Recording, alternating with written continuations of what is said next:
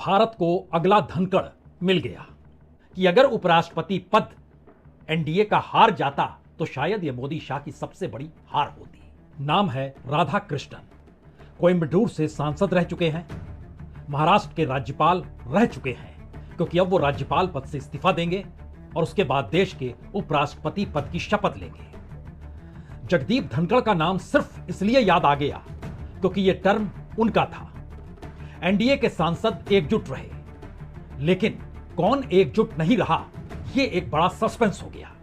एक ऐसा सस्पेंस जिसमें इस बात को लेकर बहस छिड़ गई क्या वाकई इंडिया गठबंधन में क्रॉस वोटिंग हो गई, क्योंकि उनकी कुल संख्या 315 थी और 315 में से 300 वोट उनके कैंडिडेट सुदर्शन रेड्डी को मिले।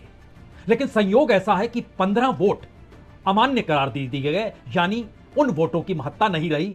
उस वोट में क्या गड़बड़ी थी, यह भी एक सवाल है। लेकिन उसके आगे का सवाल है कि एनडीए की अपनी ताकत 422 वोट की थी, लेकिन उनके कैंडिडेट को जो वोट मिले हैं वह उससे ज्यादा 452 मिले हैं। और यहां पर एक दूसरा सवाल खड़ा हुआ, यह 30 वोट कहां से आए। कांग्रेस अपने तौर पर कह रही है, चूंकि एक पूरी ट्रेनिंग दी गई थी, बैठकर कहा गया था कि आप गलती नहीं करेंगे, एक दूसरे कलम का इस्तेमाल नहीं करेंगे, एक ही कलम रहेगी। यहां स्थिति थोड़ी सी भिन्न है। यह लड़ाई इसलिए बड़ी हो गई कि आखिर एनडीए टूटेगा या इंडिया गठबंधन टूटेगा, क्रॉस वोटिंग किसके बीच से होगी। तो रिजल्ट कुछ इस तर्ज पे निकल कर आया जिसमें यह बताया गया एनडीए गठबंधन एकजुट है, उसको 30 वोट ज्यादा मिले हैं विपक्ष के। अगर इंडिया गठबंधन के बाहर आप देख रहे हैं तो उसमें वाईएसआर जगन रेड्डी, उनकी मौजूदगी है और माना गया कि उनका वोट भी मिल गया होगा। यह भी माना गया कि इस दौर में जो क्रॉस वोटिंग हुई है उसमें बड़ी पार्टियों के तौर पर या बड़े नेताओं के तौर पर जिनकी पहुंच और पकड़ है, उसमें सबसे बड़ा नाम तो शरद पवार का है। दूसरे शख्स के तौर पर इस दौर में लगातार कांग्रेस पर निशाना साधने वाले अरविंद केजरीवाल हैं या आम आदमी पार्टी है। आम आदमी पार्टी जानती है पंजाब में चुनाव है, पंजाब में उनके सामने कांग्रेस खड़ी है, वहां बीजेपी उतनी ताकतवर नहीं है। तो आम आदमी पार्टी अपनी ताकत का एहसास कैसे कराएगी, सामने वाला जो विरोधी है उसे कमजोर साबित करके। तो अगली नजर शरद पवार के बाद सबकी अरविंद केजरीवाल की तरफ चली गई। अच्छा, आम आदमी पार्टी के भीतर भी क्या यह खेल हो सकता है। तीसरा बड़ा सवाल इस दौर में यह भी निकला, क्या महाराष्ट्र की राजनीति के भीतर हिंदुत्व की एकजुटता के साथ उद्धव ठाकरे को लेकर जो डोरे डाले जा रहे थे वह डोरे कहीं मजबूत तो नहीं हो गए और उद्धव ठाकरे की शिवसेना भी कहीं इस तर्ज पे मजबूती के साथ तो नहीं आ गई। कांग्रेस के नेता राहुल गांधी की छवि इंडिया गठबंधन की अगुवाई करने से आगे बढ़कर विपक्ष के नेता से आगे बढ़ने से लेकर एक राष्ट्रीय छवि हर राज्यों के भीतर इस तरीके से उभरी है, जहां कल तक आपस में टकराते थे, चाहे वह आरजेडी हो, चाहे वह समाजवादी पार्टी हो, चाहे वो शरद पवार महाराष्ट्र में बैठे हों। यह सारी परिस्थितियों के बीच एक नाम और निकल के आया, क्या स्टालिन। स्टालिन के साथ तालमेल मजबूत हो चला है और आने वाले वक्त में तमिलनाडु की सियासत को लेकर अक्सर बीजेपी के भीतर यह गहमा गहमी जरूर रहती है कि डीएमके के साथ गठबंधन क्यों नहीं हो सकता है। तो एक झटके में कई तस्वीरें एक साथ उभरकर इस वक्त सामने आकर खड़ी है। लेकिन शुरुआत से एक क्षण के लिए जरा पहले समझिए, लोकसभा में 542 सांसद, राज्यसभा में 239 सांसद, दोनों को मिलाइएगा तो 781 सांसद। उसमें से बीआरएस के 4 सांसदों ने कहा वोट नहीं डालेंगे, बीजेडी के 7 सांसदों ने कहा वोट नहीं डालेंगे, अकाली के 1 सांसद ने कहा वोट नहीं डालेंगे, 12 वोट आप कम कर दीजिए। और उसके बाद एक इंडिपेंडेंट ने भी कहा हम भी वोट नहीं डालेंगे और बात खिसकते खिसकते वहां से नीचे आ गई। अब यह सवाल था कि जो 781 में से 12 वोट घटते हैं, 768 पर आकर मामला टिक गया। अब इसमें से 452 वोट मिले एनडीए के उम्मीदवार को, 300 वोट मिले इंडिया गठबंधन के उम्मीदवार को और 15 वोट अवैध हो गए। अब ये अवैध वोट किसके हैं? कांग्रेस कह रही है इंडिया गठबंधन के हैं, लेकिन क्या वाकई सिर्फ एक पार्टी के अवैध हो सकते हैं? यानी रिजल्ट ने एक ऐसी परिस्थिति को लाकर खड़ा कर दिया जिसमें जब राज्यसभा के सेक्रेटरी जनरल पीसी मोदी सामने आए तो उन्होंने इस तर्ज पे बतलाया।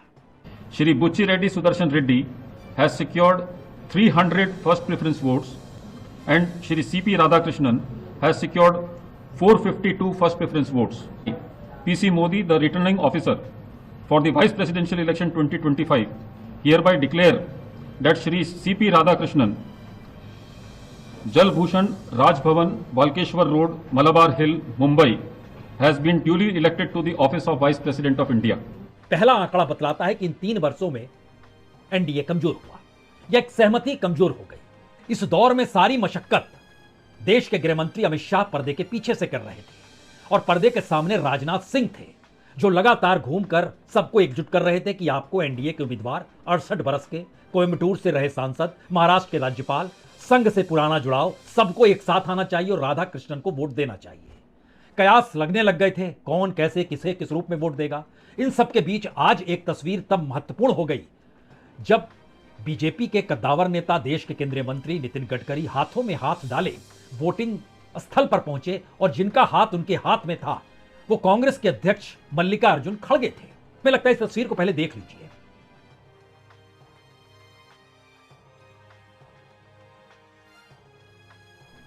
तो इस चुनाव का आखिरी सच क्या है? इस चुनाव का आखिरी सच यही है कि दरअसल अमित शाह जिस लिहाज से मैनेज करते हैं उस मैनेज करने की प्रक्रिया में बीआरएस वोट डालने नहीं आई, अकाली वोट डालने नहीं आए, बीजेडी वोट डालने नहीं आई, 15 वोट अमान्य घोषित हो गए। किस कलम से किसने साइन किया और हर किसी को हरियाणा में राज्यसभा का चुनाव क्यों याद आ गया, या फिर जिस तर्ज पर इस देश में चुनाव हड़पे जा रहे हैं वो सारी की सारी तस्वीर हर जहन में क्यों रेंगने लगी। लेकिन उसके बाद आखिरी सवाल सबसे महत्वपूर्ण है कि आखिर क्रॉस वोटिंग कहां से और कैसे हुई, और जो मैनेज करने के तरीके हैं उसके दायरे में शरद पवार, उसके दायरे में अरविंद केजरीवाल, उसके दायरे में स्टालिन, उसके दायरे में एनडीए गठबंधन के भीतर कद्दावर नेताओं की क्या एक मोटी लकीर है।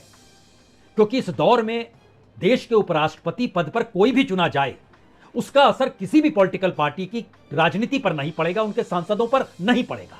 लेकिन एक सच तो है कि अगर उपराष्ट्रपति पद एनडीए का हार जाता तो शायद यह मोदी शाह की सबसे बड़ी हार होती। और अगर इंडिया गठबंधन टूटता हुआ दिखाई देता, जो नहीं दिखाई दे रहा है अभी तक, क्योंकि 15 वोट अमान्य कौन है कोई नहीं जानता और इसमें बताया भी नहीं जाता है, लेकिन इन सब के बावजूद भी 30 वोट विपक्ष के मिल गए हैं एनडीए को।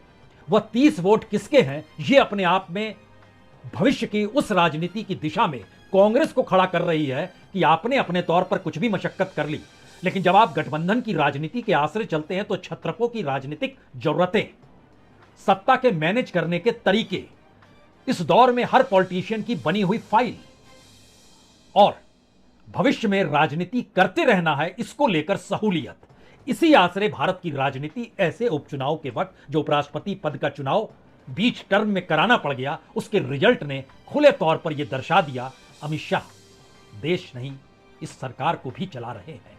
लेकिन कहते हैं जनता जिसे चुनती है उस चुने हुए नेता का कोई भी कार्य भ्रष्ट नहीं होता है, बेईमानी नहीं होती है, बल्कि कहा जाता है अरे ये तो राजनीति कर रहा था। तो राजनीति के इस मर्म को समझ लीजिए तो ठीक है, अन्यथा मौजूदा सत्ता मैनेज करना जानती है। संदेश तो यही है। बहुत बहुत शुक्रिया, बहुत बहुत शुक्रिया।